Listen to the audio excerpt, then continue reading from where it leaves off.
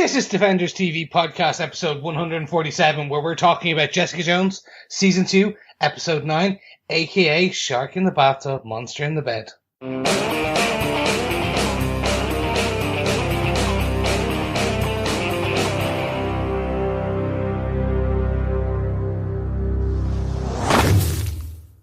What's up, fellow Defenders? It is I, Chris, one of your hosts, and we are here on episode 147, talking about Jessica Jones Season 2, Episode 9, aka Shark in the Bathtub, Monster in the Bed.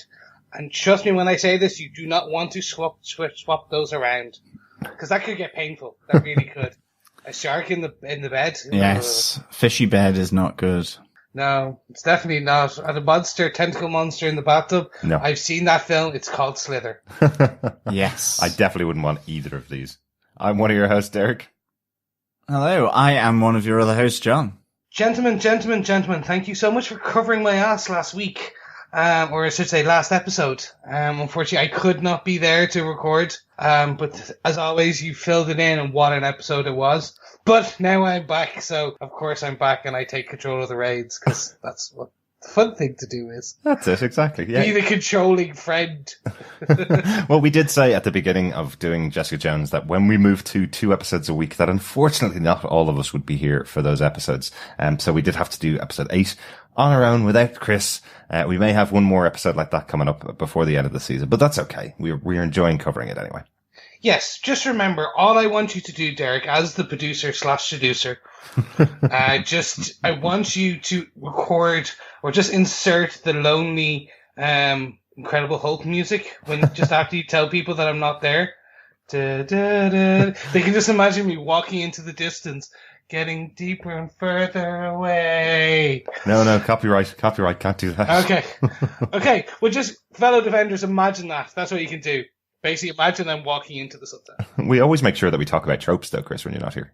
Yeah, because who else could talk about it other than I? Gentlemen, I think it's about time we get into this, because I want to quickly go into some feedback we received, and then get into our usual case notes. But before that, fellow Defenders, we've had 147 episodes. We're nearly at 150. Mm-hmm. If you do not know where to find us by now, please go over to DefendersTVPodcast.com. You'll find us on our socials there. You'll find our links to the podcast, but also find the iTunes or the Apple Podcast, I should say at this point. Apple Tunes? I think Apple Tunes is, doesn't that help clear your nose and soothe your throat? There we go.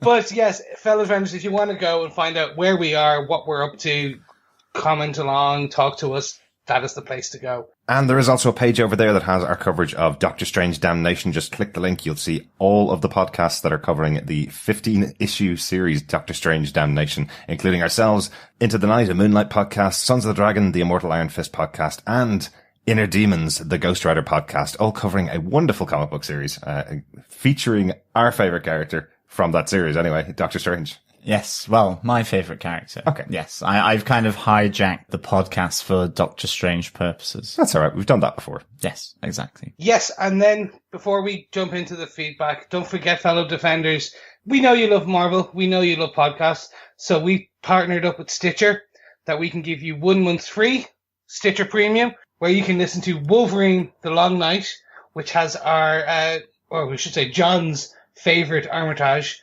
Richard Armitage? Yes, Richard Armitage. That's just another way of saying his name. It's like tomato, potato. I think this is a scone versus scone thing. I think this is maybe a southern English accent would say Armitage. Or maybe a French one. But yes, all you need to do to avail of our lovely special discount for you guys is go over to stitcher.com/premium and enter the code Defenders.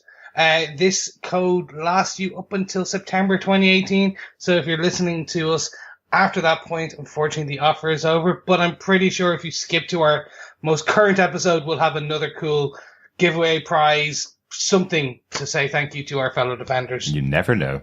Gentlemen, I think it's time we get onto some feedback. Yeah, definitely. So first up, we have a long-time listener email, which again, you can get us at feedback@defenderstvpodcast.com. And is Lieutenant Floby, and she went on to say, "Hello, Defenders. Just finished watching episode 1 of season 2 of Jessica Jones. Great way to start the new season. I have enjoyed all the Marvel Netflix show, but Jessica Jones continues to be the most compelling. The writing is excellent and Krysten Ritter is perfect. Look forward to another great season." Lieutenant Floby, thank you so much for your feedback there. And yes, I think we've talked about it nearly every episode that we've covered. The writing is excellent.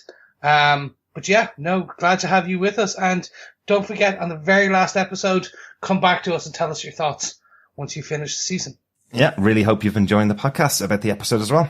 On Facebook, we got some feedback about episode 6, aka FaceTime. Robert Phillips says, "I think to me the arc seemed to be at this point to be all about refashioning your life by making your own choices. Trish, Malcolm, the Super, Jessica, and maybe even Mr. Hosiery have done this."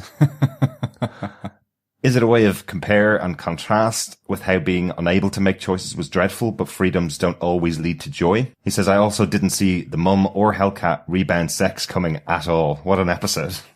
Yes, Bob, thank you so much. And yeah, the rebound sex coming, did not expect that at all. But just as a phrase, when you are writing your feedback, don't put the mum and Hellcat rebound sex coming, because that just sounded so confusing. And I was just, did I miss part of an episode? John, did you see this part? No, I didn't, and I'm glad I didn't. No one ever needs to see parent sex. But the rebound sex was a bit of a surprise. I think to all of us who weren't expecting that with Malcolm and Hellcat. But it's a good job we got it. Our next bit of feedback comes from Jeff Childs. They've ramped up the amount of gratuitous sex this season. It feels like filler. Doesn't really advance the story. There certainly is a lot more sex out there in this season. I think some of it is interesting just to see how the relationships move from that. I mean, I think really, with Malcolm and Trish, I think things don't necessarily end up happy ever after, later on. And of course, with Oscar and Jessica, who knows where that is going to lead to. I'm not sure if it's ramped up this season, though. If I think back to season 1, certainly remember a lot with Jessica and Luke Cage. There was a lot going on throughout the first season. So I don't know whether it's been ramped up, but it seems to have all been in one particular episode this season, maybe. Yeah, Jeff, that's quite an interesting opinion. I don't think it's actually filler. In the last season, there was a lot more implied sex, whereas in this season, it's a lot more literally in your face. It's there. It's kind of... But it's not... I don't think its point is supposed to advance the story. It's supposed to advance the relationships between the characters. Mm-hmm. Thanks so much for the feedback on episode 6. Over on Facebook about episode 7, some feedback from Jeff Childs. This was like the 11-centric episode of Stranger Things. It didn't advance the plot much, but gives you so much character development. It's a love it or hate it episode. Like the Stranger Things episode, I loved it, but it does spoil the pacing of the season. Jeff's talking about the flashback episodes, episode 7, I want your cray-cray. Absolutely. I think to take such a large chunk of time from the 13 episode series, it's going to be one of those things where you either love it or hate it. Mm-hmm. I certainly felt it was slow and interrupted the pacing, but I know, as I said on the podcast, I felt after discussing it through, I got more positive about it. And I think fundamentally for this, as you say, Jeff, that it's so much about character development. You really need that between Jessica and her mum because of this 17-year gap. And certainly I think with the following episode, 8 and 9, then you kind of do get to see how that kind of plays out. Mm-hmm. For sure. And I'll totally agree with you about the Stranger Things episode. I really enjoyed it. I heard weird comments that it ruined the season. I didn't see that myself, but I don't want to spoil Stranger Things on this particular podcast. That's an upcoming podcast, apparently. There are some great Stranger Things podcasts out there. We probably won't be doing that on our one. And thanks so much for that feedback, Jeff. Alex Anderson over on Facebook had this to say about episode 7, aka I Want Your Cray Cray. I'll tell you what gets my cray cray. Whenever the bad guy is able to sneak up behind the hero and neutralize him with just a needle. I just hate it. Still enjoyed this episode and the background of Jessica and Trish's relationship we got. Yeah, no, I can get it. I get it. You would think with enhanced strength that comes and healing comes some form of like enhanced senses, but I suppose that's just kind of Spidey at this point. Maybe, but he has had training for 17 years with her mother, who has the same powers. So maybe he's just learned a way to sneak up on powered people. It's like Elmer Fudd. Shh, I'm hunting Wabbit, and he just kind of tiptoes forward. Thank you so much for your feedback, Alex. Absolutely. Thank you so much, everyone, for the feedback. So, Derek, what are some of the episode details for this episode of Jessica Jones, aka Shark in the Bathtub, Monster in the Bed? Yep, this episode was written by Jenny Klein. Jenny Klein has written tons of Supernatural, the TV show.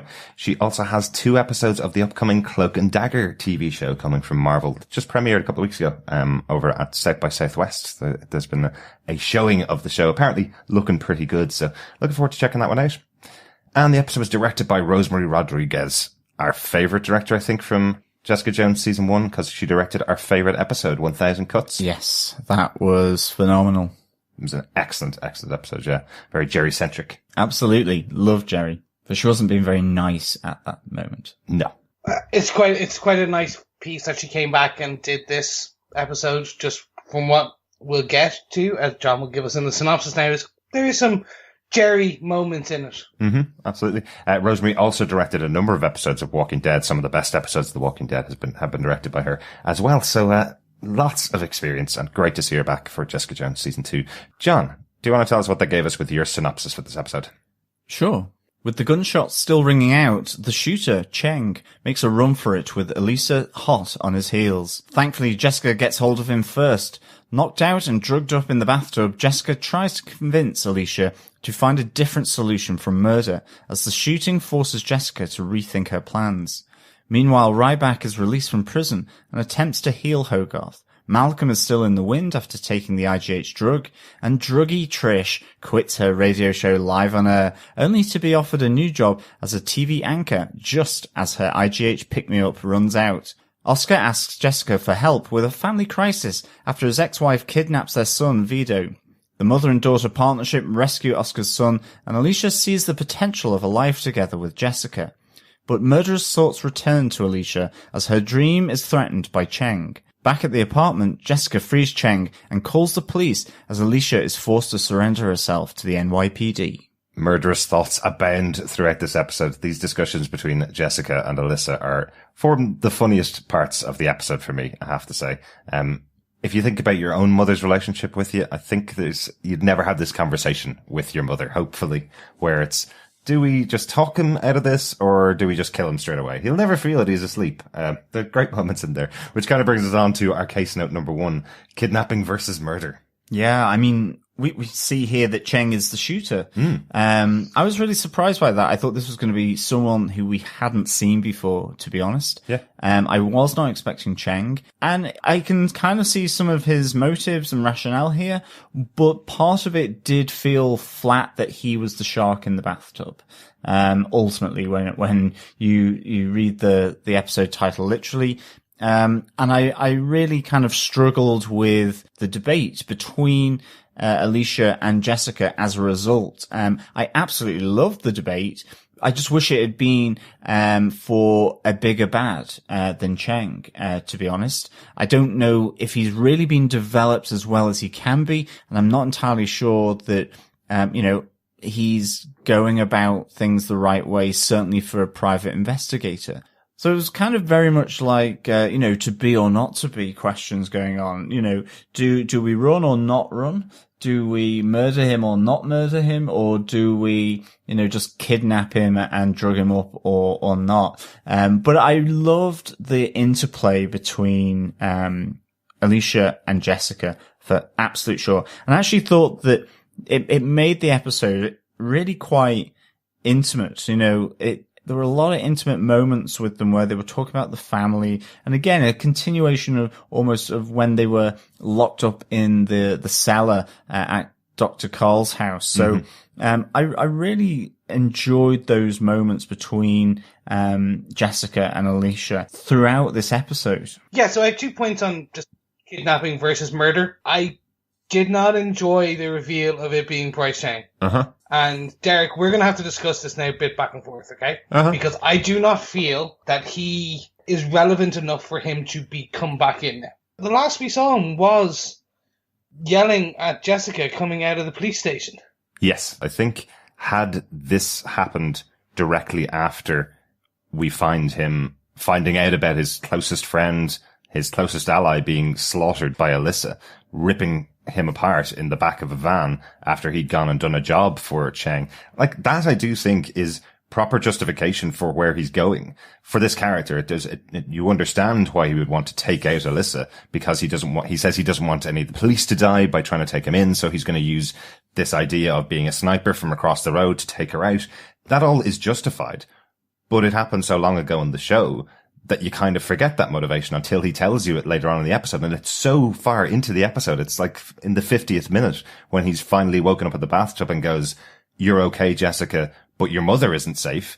You go, "Oh yeah, okay, now I get why he's going after her."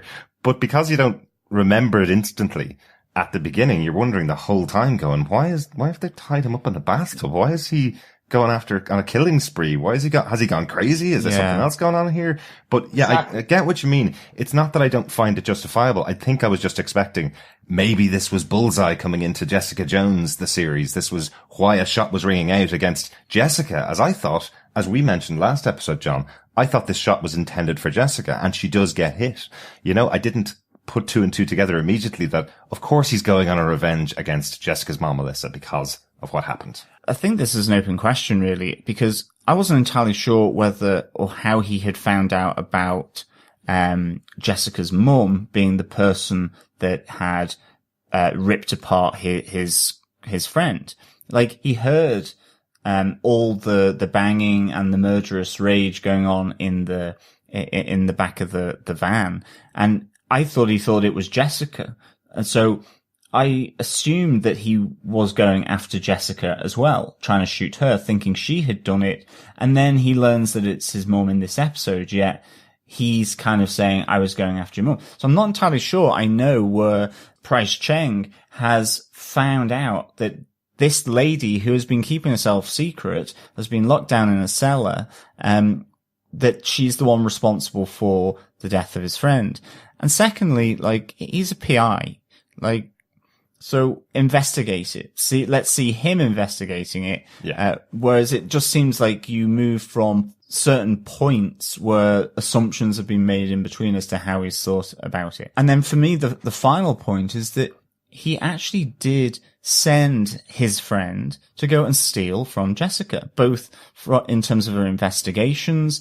And so, like, he was doing something completely illegally. And secondly, his friend would never have been there to have been ripped to shreds by Alisa. So there's an element where maybe he is trying to deflect his own feeling of responsibility about this just purely onto Alisa, but we've not heard that yet. So at the moment, I'm kind of like going, I don't really know how to feel about this. And maybe the next episode will shed some light on Cheng. But I mean, to begin with, as the Cheng storyline developed, I actually just thought he was connected with Jeri. And it was to do with Jeri connecting back in with Jessica Jones. And then after that had happened with Inez and so on, that then really Cheng kind of faded away a bit. And then all of a sudden, he's the big bad shooter. So it's just really confusing to me that they've used him in this way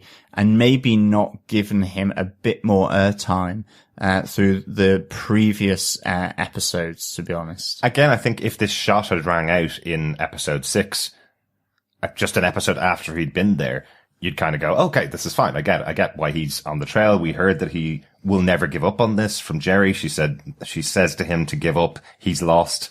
You hear that he won't. He comes back after Jessica's in prison and attacks, tries to shout at her effectively as to why Jeri's gotten her out. There's all of those bits, and then he just disappears. But he is always in the background, but he's not a villain like in some of the other shows like Daredevil, who's in the background and doesn't come back for 2 or 3 more episodes. It just feels a bit weird. Yeah, it almost speaks to what Jeff Child said in the feedback, which is that because you have the flashback episode, that is a really good episode, but you are taken out of the story. So, the urgency of Cheng maybe looking to kill Jessica or finding out about his mum has been lost. Because maybe it's a rage thing and he can't control himself. It's become impulsive, and that's why he's gone after Jessica or Alisa with this gun. But because you've had those couple of episodes in between, it's lost the urgency of him ultimately, why he would do that, his rationale. Yeah, and I think that's what it comes down to. He's been underutilized, and then we haven't heard from him since. And I suppose it was almost slightly as a way to make you think he was going to be a bigger character than he was in the beginning. It was like, oh my god, this bad PI is going to try and take over Jessica. Oh, look how bad he is. And then we all focused on him and then didn't look out the other direction. And Derek, you've hit the nail on the head. If this had happened directly after the death of his best friend from the military, then it would have made sense. Mm-hmm. I'm just more hoping like it was someone from I.G.H. or from the military. Yeah. Because, and this kind of brings it to the very end of Case Not 1, right? Jessica turns in her mum. Uh-huh. I'm sorry, John, you just to comment on what you said. No, the interactions between Alisa and Jessica in this were fantastic. Like, it was a fantastic, beautiful mother-daughter back and forth with some psychology in between just to make things better. And yay, everything's not going to be better, but you can see some of the wounds are healing. At the end of the episode, Jessica turns in Alisa. Yeah. Gentlemen, we're at the end of episode 9. Mm-hmm. And in theory, our big bad is gone. Maybe. In theory, she's going to the raft. Yeah. So I am confuzzled as hell because I don't know where they're going. And I love that and I bloody hate it because there is not one person I can go, do you know what? Like, they need to go find that person. Uh-huh. Now, potentially, Dr. Carl is going to be very annoyed that Jessica turned in the love of his life. So, but then maybe he's been experimenting on himself. I don't know. Or maybe that's the big bad. I don't know. But as of right now, like, we've got one open storyline, which is Trish and the inhaler. Yeah. Other than that, they've wrapped up everything. And I think this comes back, and I'm going to leave a lot of this for my defense. For something that has slight pacing issues, like, this is the perfect wrap-up. If you had added 2 more scenes at the end of this to go, oh, now she's going to the raft, yada, yada, yada. Well, and we then see Jessica in 2 months after she's now dealing with her mother being in the raft and dealing with her anger issues. That is the end of the season. I think there's been enough mention in this particular episode, during these discussions particularly, about, yes, there is the raft out there, but does Jessica want her mother to go to the raft? Probably not. And then can her mother be just put into a normal prison or a max security, a super max prison, as Jeri calls them? And will they be able to keep hold of her? Probably not. So now we've got a few episodes to experience what may happen when Alisa is sent to some form of prison, whether that be the raft or a supermax prison. So I have a feeling if it's in a supermax prison, punched through the wall and she gets out, it's not going to be too difficult for her to get back out again. We had this type of thing with Kilgrave in season 1 where, you know, from episode 7 onwards, Jessica's using different methods to try and get rid of him off the streets rather than killing him. So we saw that a few times throughout the season, and then the final result at the end of the season was she knew there was nothing else she could do other than kill him to take him off the streets. So I don't think they've ended the show. Realistically, she's kneeling on the ground because the cops are there with guns and her daughter is telling her to. But does that mean in 10 minutes time she's not going to punch a couple of cops and run away? I don't know. We'll see next episode. Yeah, because I was wondering whether she was going to kind of just take off from the sidewalk and jump across the buildings to escape, or fly, if you will. Thank you. I think, it was really interesting. You know, you have this intimate stuff going between Alisa and Jessica, and then Jessica calls the police. She's hearing Jessica call the police through the door. Cheng escapes. She goes after him. Jessica's kind of like trying everything to stop her from going after Cheng to kill him, because I really do like, I do like that comment that's made earlier in the episode where, Alicia wants to kill Cheng anyway because of, he's just going to come after her. He's going to call the police. And Jessica goes, if you lay one finger on him, you're dead to me again, yeah. Which I think was really good. So you have all these moments through the course of this episode. And then you have that moment in the hallway where she punches Jessica to the floor and is about to kind of do her normal killer stonking move, with another punch to the face, and Jessica's shouting mom, up.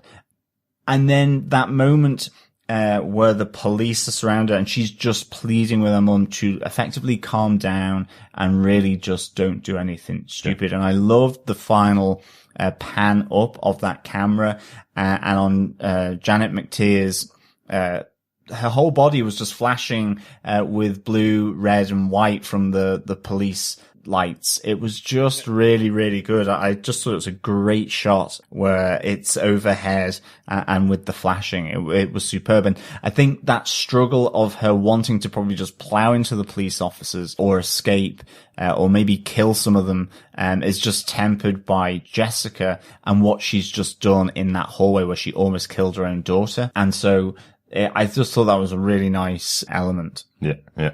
Could probably talk about this particular point for all of the rest of the podcast. Yes, but I think we do need to move on. So, gentlemen, let's talk about Jeri. Mm-hmm. And this is a case note number 2, but I also want to bring in case note number 3 as well. I want to combine them into a large case note, if you will. And that is Jeri starts to make future plans. And did Jeri just get healed? A cure for Hogarth. But first, let's talk about the first part of that, which is Jeri starts to make future plans. Yeah. I love that moment where Jeri goes black for life as she's going through all her black dresses, skirts, her clothes, and she's having that conversation with Inez. And you hear that she, when she was 8, she went to a funeral in yellow, but day to day she wears black. And she's all upbeat, as you say, Chris. She's making these future plans, and I just really, really enjoyed seeing Jeri and Inez having this conversation. And not only is she making future plans, but she comes into the defense of Inez, because you do get a whacked out Trish at the door, who's kind of becoming increasingly obsessed over this case. And you see Jeri step up to her. We're not going to dangle her over the shark tank. Why don't you do that to Jessica? And you have that really nice moment where Inez goes kind of fairly sultry with, "Hey, fancy lawyer pants," because she knows that she's just been defended by Jeri. Yeah. Jeri's leapt to her defense. She's really saying, Trish, just get out. What are you doing? Because Trish is just obsessing about this case. And I really, really like that. And there's a really nice moment just before Ryback comes into the bedroom where she says, "Whatever happens, I hope you stick around," to Inez. And I was just like punch in the air, basically doing a Tom Cruise, on the sofa, because I was pretty happy. Derek obviously filled in for Oprah Winfrey, as he does, from time to time. And yes, it was superb. I really, really like that moment. It just felt so uplifting. Certainly when you know where Jeri's been from, how dark she is, not just with the ALS, but, we talked about 1,000 cuts there. So I really, really enjoyed this. So I'm really hoping we have a Jeri Inez, saga. And also where where Inez has come from as well, because at the beginning of the episode where Jeri's making plans about saying, we should go to Japan together, we should see that country.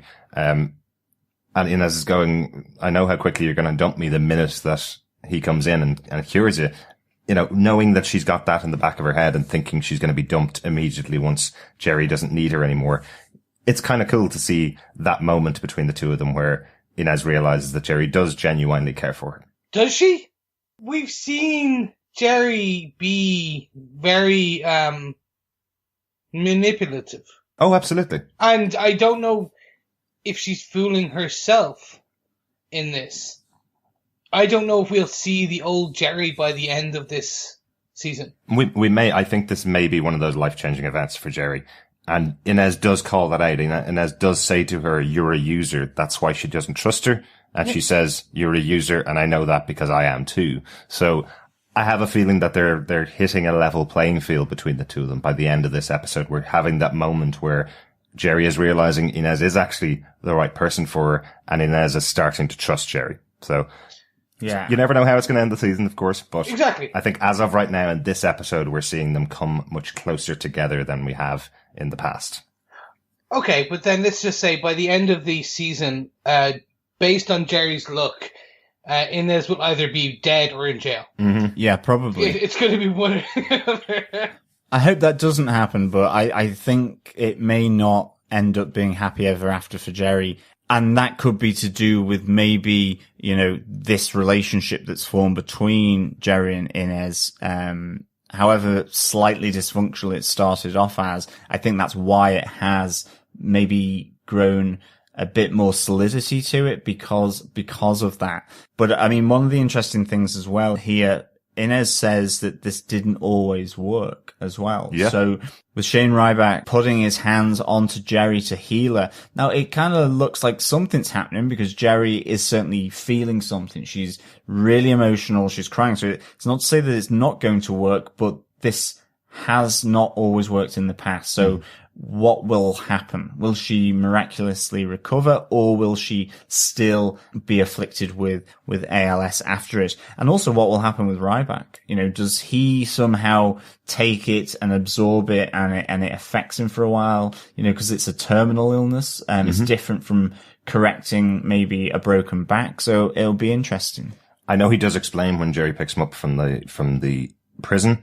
He does explain that every time he does this, it takes days or weeks or months or years off his life, depending what it is that he's doing. But surely curing a terminal illness is probably the biggest thing he's done. So how many years is this going to take off his life? Is he just going to be, out the door and he drops dead, or is it that he only has 10 years left or 20 years left? How, are we going to get a resolution to that? Will we know something about that in the future? But it is interesting that they have effectively brought Iron Fist magic and Doctor Strange magic into the most grounded of all of the Netflix series, Jessica Jones, who you have a man who's able to put his hands on someone and cure them of an illness. That's something that hasn't been seen outside of The Defenders and Iron Fist on TV, or, a little bit of Daredevil, where we had the people coming back from the dead, but we haven't really seen that in Jessica Jones before. So it's quite a departure to have someone that powerful. I know we've had experiments, we've had operations, we've had superpowers, but we haven't seen this type of power used on the show, I suppose. Yeah, okay, I agree with you. I was going to jump in there and go, actually, it's not magic though. I think this is very much going to be a scientific thing. I think just like Doctor Strange is a scientific thing as well. And Thor was described as magic is just science you don't understand. But yeah. Okay, I don't, okay. Then it is not she based, I think. Let's put it that way. Right, no. I think this is going to be more maybe magic in scientific kind of way of things. I'd just be intrigued at the reaction of a fan of Jessica Jones who's watched season 1 of Jessica Jones and season 2 of Jessica Jones and nothing else, where they go, what the hell just happened there?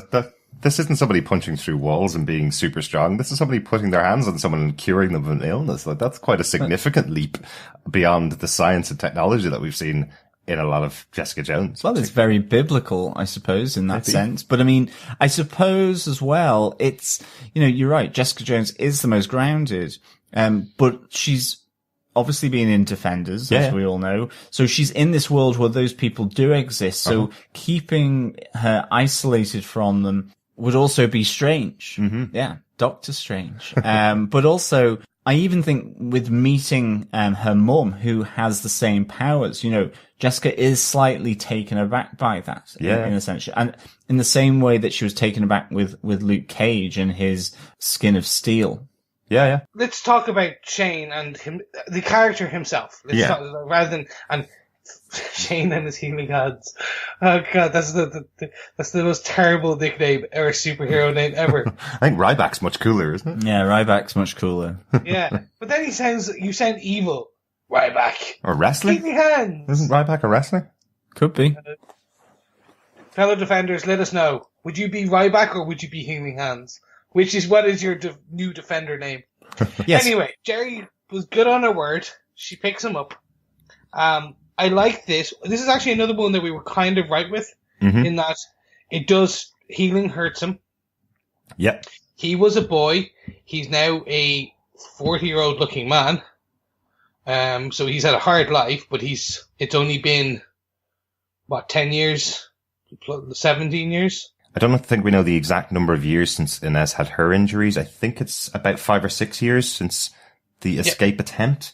It might be a little bit more than that, actually, because the escape attempt where Inez got her back injury was when Jessica lost her boyfriend. So that's about 10 years ago, isn't it? So maybe it's about 10, yeah. So he was a boy then. So in theory, he should be, let's say he was between 12 and 15. Maybe. A boy. He was a boy, not a teenager. He was called a boy. And now he's coming out of jail. And this is the first time I really noticed it. It's been 10 years. It's been a hard 10 years. And that's why I think that he mentioned that it's hard on him healing. I think it actually, as you said, John, this takes away part of his life force, takes away part of whoever he is. Yeah. It speeds him up. And I think it's to do with the octopus. I think he's another experiment. Maybe, yeah. You know, the way that, I need to check this, but there are certain species that, like, you chop off an arm, they regrow it. Lizards and their tail. No, that's a Hydra, Chris. Okay. Could he be Hydra incarnate? I'm sure Hydra is in there somewhere with the octopus, to be honest. But I think that could be it. Very much, it's like his body was mutated, that he's able to heal people and himself at the cost of his youth. Do you know, I think that's absolutely brilliant theory, Chris, because I heard Inez say that, and then I saw the character come out and went, how could this guy be a boy? There's no possible way. But that's a really interesting idea, that it is draining him or making him older every time this happens. So next time, after taking back this illness that Jeri has, is he going to be an old man the next time we see him? That's really interesting. Because he said a very great line. And when he was about to get on the bus, Jeri's there picking him up. He said something along the lines of, like, we're all walking towards the finish line, i.e. death, and, like, every time I heal, I jump or run forward.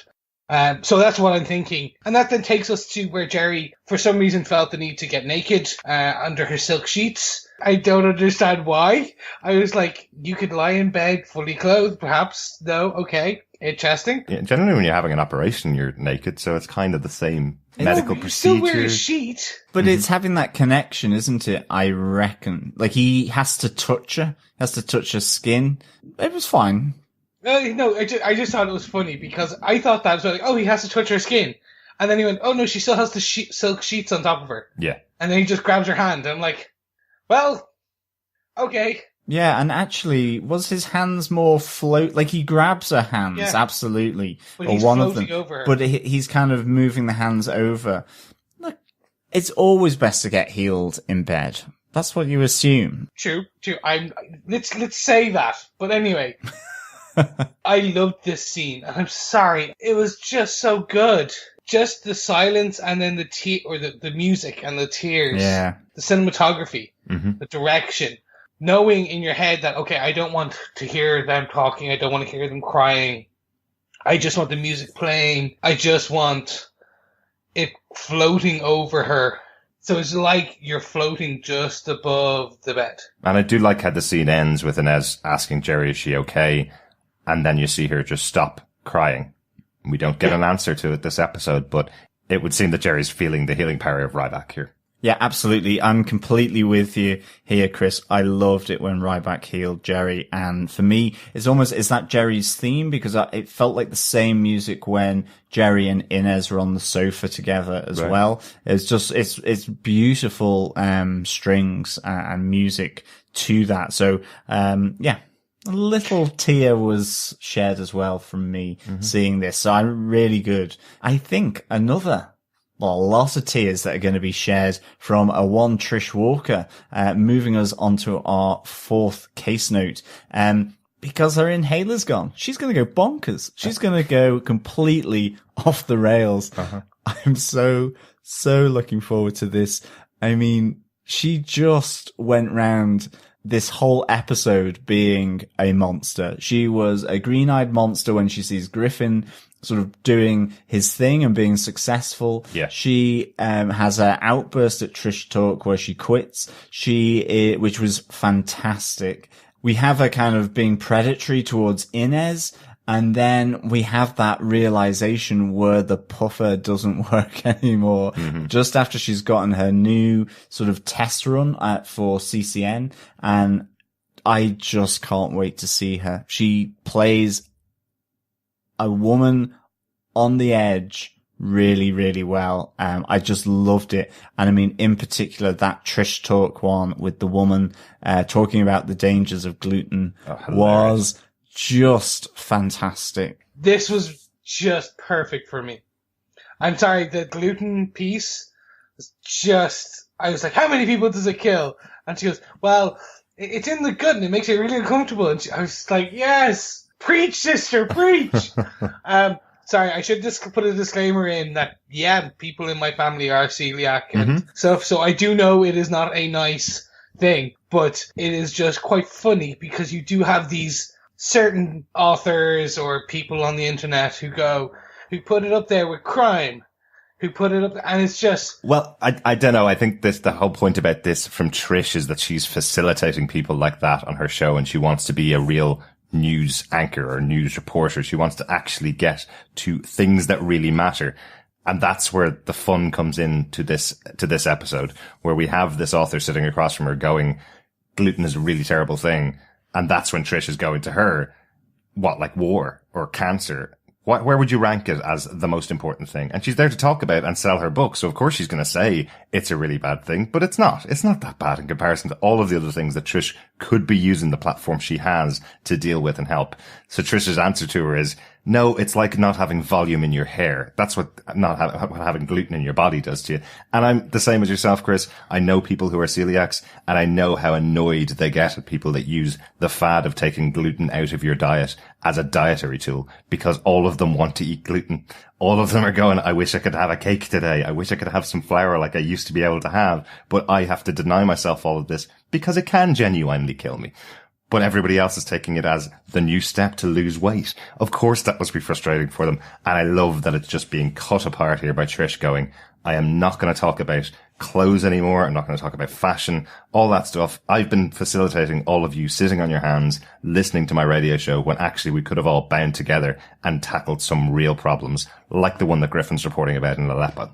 I think that's a really good moment for her. I love that she stands up and says, I quit, and then goes, yes, after she walks out, realizing it's the right decision for her. Yeah, I mean, you just see her rising frustration throughout this episode. You know, she's frustrated with Jessica for dropping this case that she has used to build her platform on Trish Talk away from these things. And then, you know, she goes after Inez, and then she sees her ex-boyfriend doing real reporting as she sees it, and then she gets frustrated again and quits her job. I just love how she sort of put that across, and I thought, yeah, really, really good. When Jessica's saying she's dropping the case, she goes, it's not like missing brunch. Like, she really wants to sort of do this. And that was a really nice moment between the two of them anyway, because Jessica notices that she's high and that she's going into relapse, but she's got her mum to deal with. At the same time, Jessica is kind of launching back at her. What if I want to be done? When do I get to be normal? To Trish, that Trish is saying it's my lifestyle. I'm a celebrity. This is why, these things happen. And Jessica's like, well, I want to be normal as well. It's for a different reason.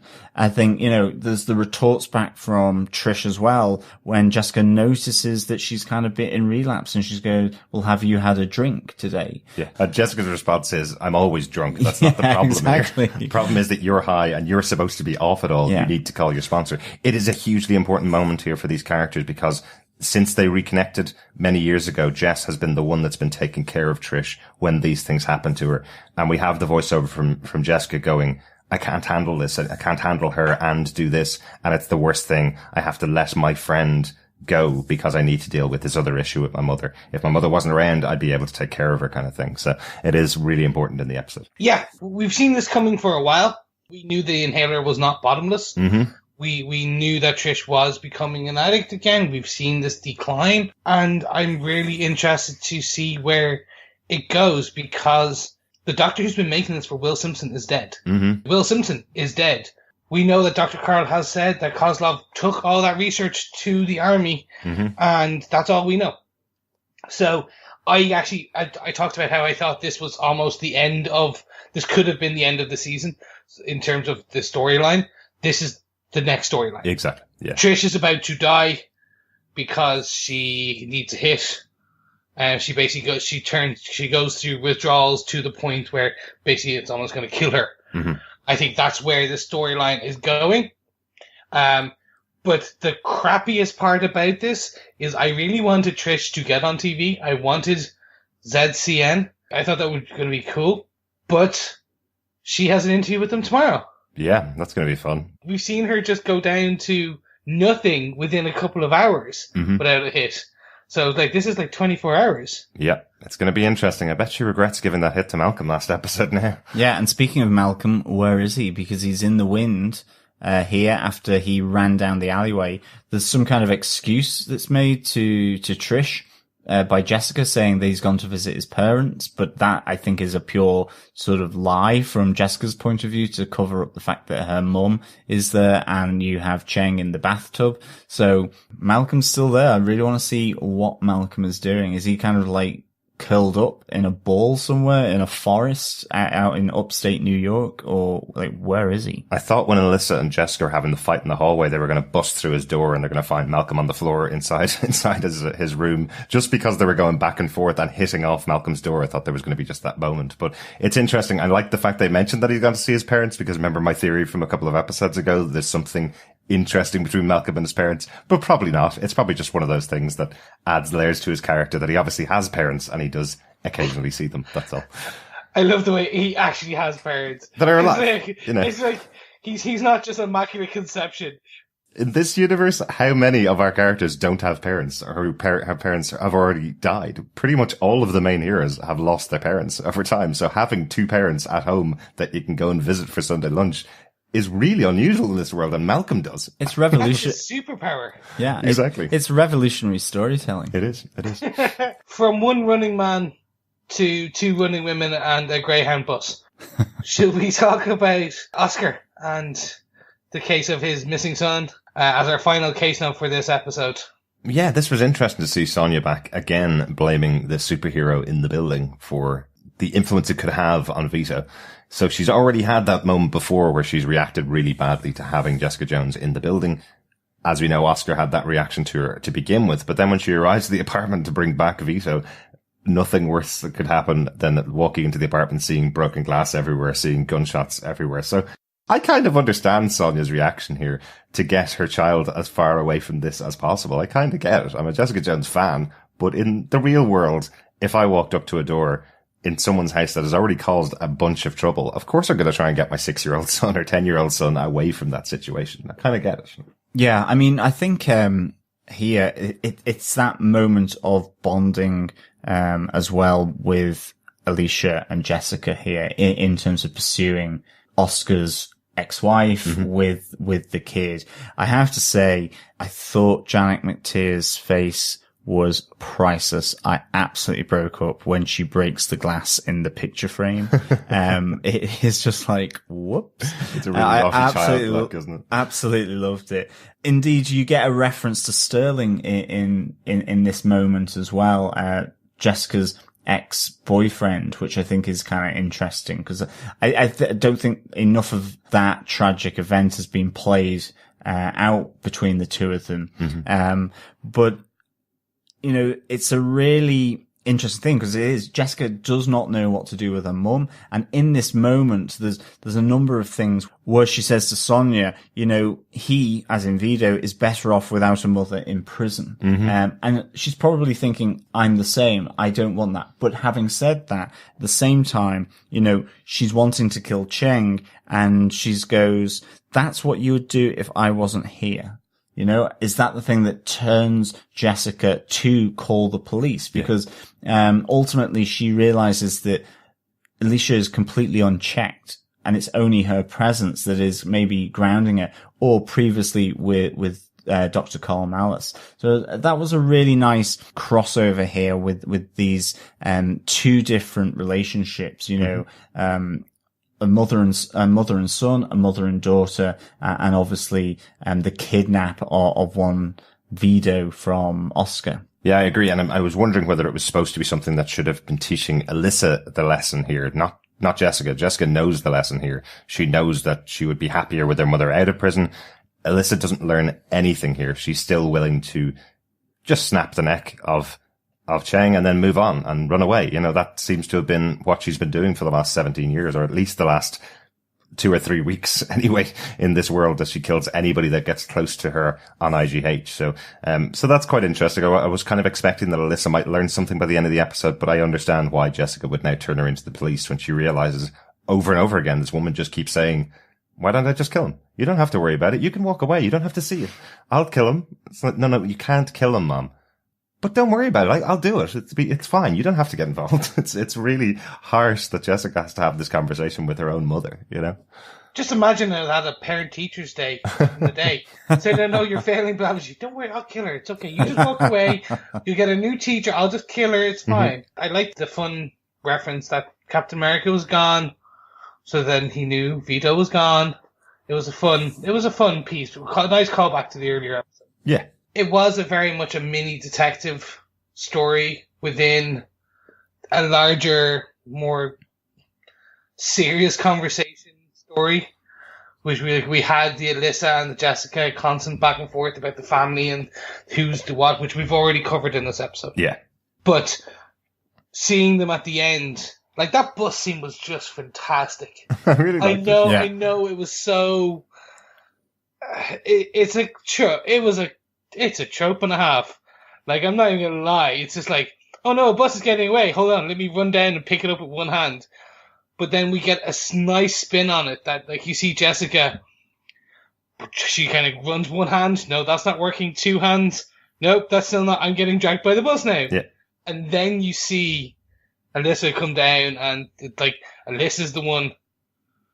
She helps. Let's say that she helps, because I want to say Jessica's the best, but we know Alisa's stronger. They do lift it off the ground, don't they? No, they pull it to a full stop, but I think the big difference that you see is on Alisa's side, all the metal that she's been holding is crunched together because she is so much more powerful than Jessica, whereas Jessica on her side is just holding it back with her strength. Alisa is squeezing and crushing it like she probably wanted to do to Cheng all episode.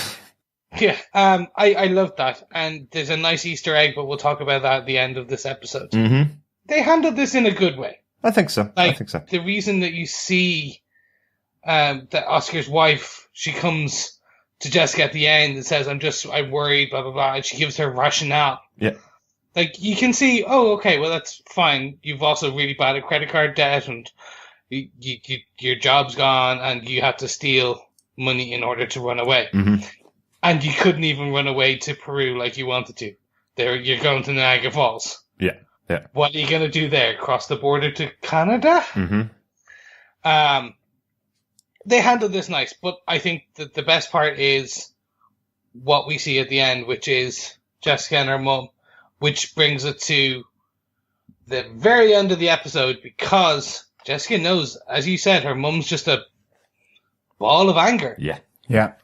She's crushing buses, and then when she's there in front of Cheng, her hands are twitching, and that's when Jessica knows. Yeah, exactly. So that is the end of our episode for this time. Again, we've got another bit of a cliffhanger here for me. This does feel like what's going to happen next. Is she definitely going to prison? Is she going to run away?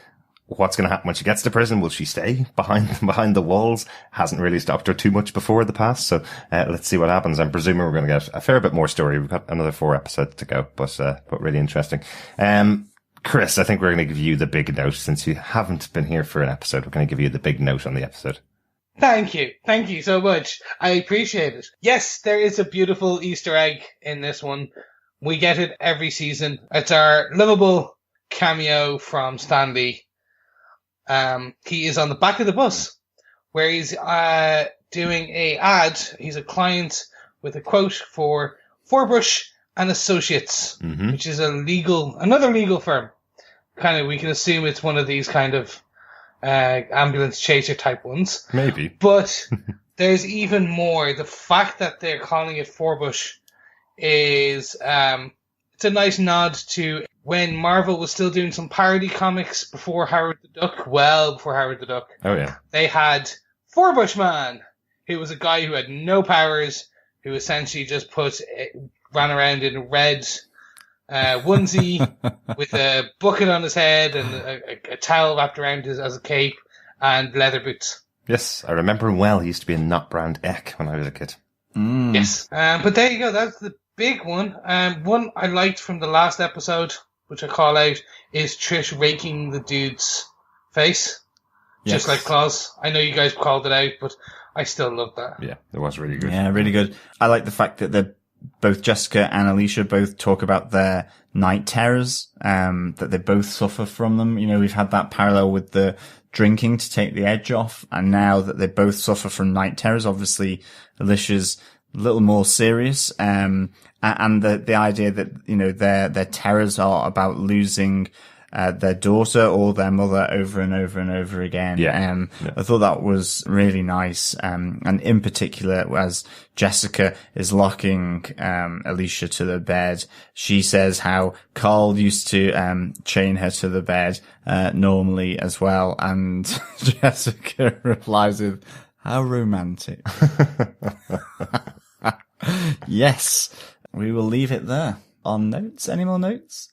Only one note that I was thinking about, which was, it's just a little bit of a shame that ZCN, the network that Griffin works for, isn't the network that we've seen so often in the Marvel Universe, WHIH, which has been in all the movies, or many of the movies, been in many of the TV shows. It would have been great to bring that in and have them as the TV network that Griffin works for and then Trish goes to work for. So that way it would really explain if we did get a cameo from Trish Walker in a future Marvel movie, that she could just be on WHIH as a new reporter for them. I thought that would have been a nice little way to tie them all in. No, that would be good. I was thinking it was CCN, actually. I didn't realize it was ZCN, but yeah, okay. Grand. I've been mispronouncing it all the way through this podcast. However, the other thing is that Alicia chucks the ashes down the toilet and flushes them away. And we have that really interesting conversation. It's a little kind of close to being, you know, a pretty delicate conversation about who was responsible for the car crash as well, which I thought was quite nice, where Alicia is blaming Brian, her husband, because he couldn't drive and he wouldn't let her drive, whereas Jessica's always held on to the fact that she thought it was her fault, the reason why the car crashed. Yeah. And the result of that is ashes down the loo. And it's quite interesting. Doesn't Alicia say that Carl is the one that sent the ashes to Jessica to get over the death of their family? So technically those ashes may not be at all her family's ashes. That's what I got from it. That's why Alicia's kind of going, I'm going to throw it down the toilet because I don't even know who these are kind of thing. But Jessica has thought for the last 17 years that she was in possession of the ashes of her family. But yeah, weird. I know it would be terrible, and I'm calling it now. If they do it, I'm going to scream.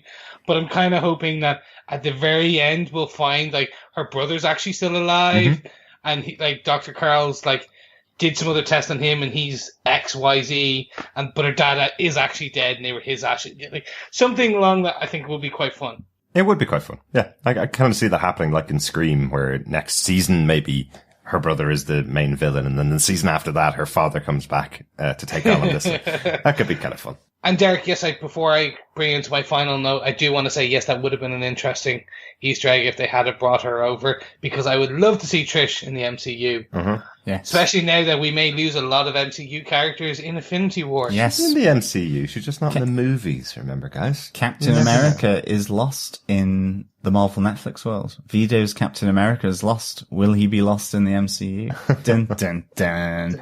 The final note and a way to just end this beautiful episode, gentlemen, is can we just have a 10 seconds of silence for Jessica's bed? Because let's be fair, that bed has seen some punishment in the last 2 seasons. It's been broken. It's been broken twice by superpowered people. I was just like, no, that bed should just people like lie in it and sleep in it. It's a nice bed.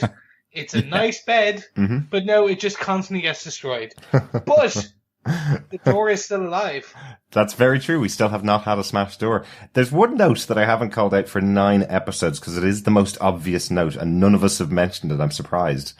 Does anybody think it's kind of funny that the only major non-person of power is called Super in almost every episode? Oscar has the title of Super and nobody else has ever had that title in any of these shows. And he's basically the guy that fixes your toilet, but he's called Super in this show. I just think that's quite funny that they keep doing it. And I haven't mentioned it in any of my notes so far, but I just thought that was funny. Anyway. Okay, well, gentlemen, I think it's about time we move on to our defense. Derek, do you defend Jessica Jones Season 2, Episode 9, aka Shark in the Bathtub, Monster in the Bed? You know, I do defend this episode, and it's really because of Janet McTeer and Krysten Ritter's performance throughout this. There's so many great moments with those two characters reacting off each other that I kind of feel that the writers and the director allowed it to just play out probably a bit more than I was expecting. They allowed the two of them to bounce off each other over and over throughout this episode. And it's great to watch. It's really enjoyable to watch.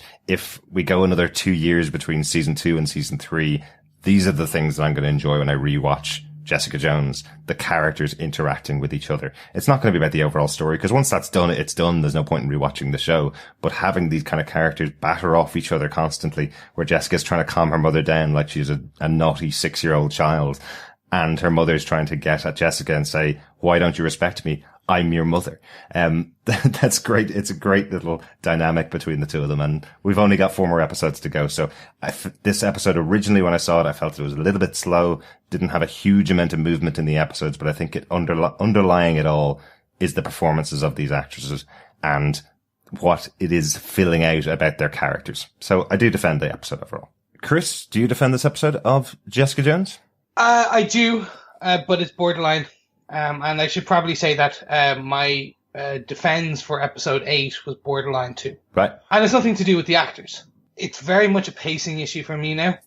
This felt like an episode 12 to me. Because they just wrapped this major storyline for me. And I felt, okay, the next one we'll just kind of get the wrap up and then that's it. I couldn't see where they're going. They're leaving one thread open. And now, discussing it with you, I'm like, okay, this makes more sense. Yeah, but it just, for 2 episodes of pacing, as you said, in your defense, not a lot happened. In theory, there was not massive story beats. You could have combined the last 2 episodes into one.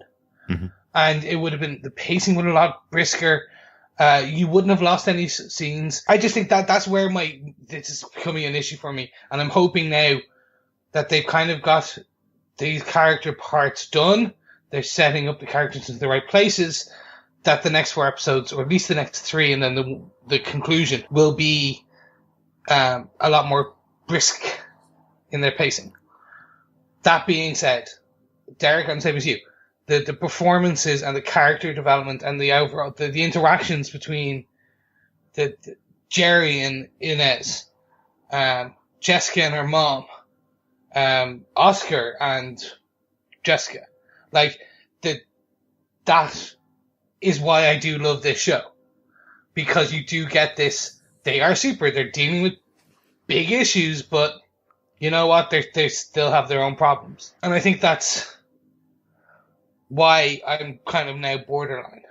I'm like, yes, I defend it. It's just gone over the 50-50 mark. Mm-hmm. The only piece that I'm still a bit iffy on is the Trish addict storyline. Not because I think of where it's going to go, which I'm hoping I already talked about, but because they've done this and they're doing it too slow, like really too slow. I just want it to kind of kick off now, and it's just because I don't like seeing the degradation of the character of Trish. And I don't know, I think that's probably just me kind of enjoying her as a character, but when you see her falling into this pit of addiction, I'm like, no, I don't want to see this anymore. Just speed it up here now, people. Come on. And I think that's more just on the writing and how good it is, and the actor, how great she is. But anyway, so I do defend, but it is borderline. Cool. So, John, on that slight bombshell that I am in love with Trish and I don't want to see her hurt. Do you defend this episode of Jessica Jones Season 2, Episode 9, aka Shark in the Bathtub, Monster in the Bed? Yes, I do defend this episode of Jessica Jones, but a bit like you, I'm on the knife edge here on defending it. I would give it 3 gluten-free monsters out of 5. And I think it's, as you say, I think the pacing here, I absolutely love the exploration of the relationships between Jessica and Alisa, and also with Hogarth and Inez. I've really, really enjoyed them. Unlike you, I'm really enjoying the degradation of Trish Walker. I think this is really intriguing to see her, because you have this notion about her addiction in the past, and I really liked how that linked in with Jessica here, where she notices that for the first time. But Trish is so frustrated about everything to do with her life. Is it true to her, or is it the drug that's helping to fuel or intensify that frustration? So it's really interesting to see. So I loved all these elements, but I do think, as you say, I think the pacing is off. And for me, I'm not entirely sure I understand Cheng as the shooter, to be honest. It's not what I was expecting to lead into after that shot through the window at the end of episode 8. So in some ways it played with my expectations, and that may in part be why it's a little lower. But it's also because I think, these relationships can still be built, but I would have loved to have seen someone who had a reason to shoot here. I don't think Cheng does. I don't think he would risk his professional career, given what we saw at the first few episodes, to murder someone or to give collateral damage. And plus, I don't know where and how he got to know that it was Alisa. So for me, this is just the fact that maybe if Cheng had been written in more, we got more idea about his motivation. Maybe he was connected to I.G.H. We know he's been in the army. Is it something to do with that?